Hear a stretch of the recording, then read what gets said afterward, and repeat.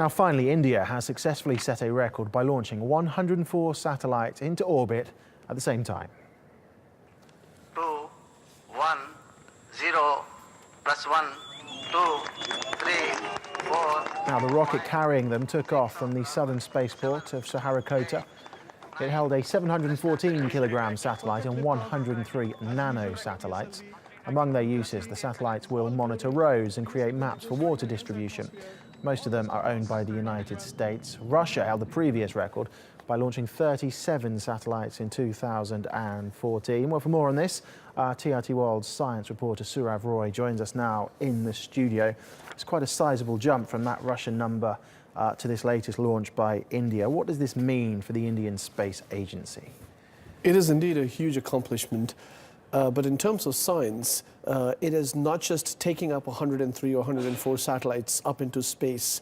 It's also successfully deploying them in orbit, which means a lot of complicated math and a lot of complicated physics into it. And that by itself is a huge accomplishment, to have 103 satellites being deployed in formation, such that all of them, as you rightly said, are nanosatellites. All of them are flying together in a formation in unique orbits. That by itself is a huge accomplishment. The Indians are not looking at setting record. They're looking at maximizing their capacity, which means that they're looking at pushing the next frontier. What could be the next frontier for them?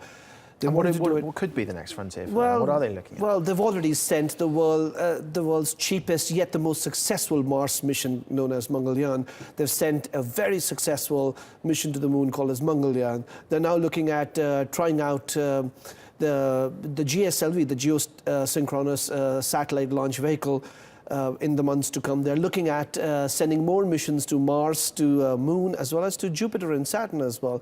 And if one has to go by what the space agency ISRO says, the Indian Space Agency, they're looking at one launch a month. Now that means a huge amount of science and technology research and development taking place within the agency. And just how big an achievement is this? We've touched on the figures. Why exactly are they spending so much money, putting so much effort into this? Because it's, like I said earlier, it's not about the money. It's testing your capacity versus your knowledge of science.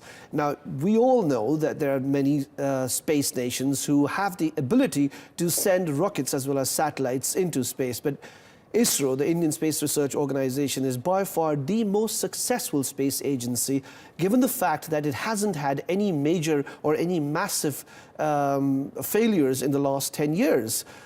It has had some of its accomplishments, some of them minor, some of them major, but yeah, this is a huge accomplishment for them in the long run. Okay, fascinating stuff. Surav Roy, thank you very much as always.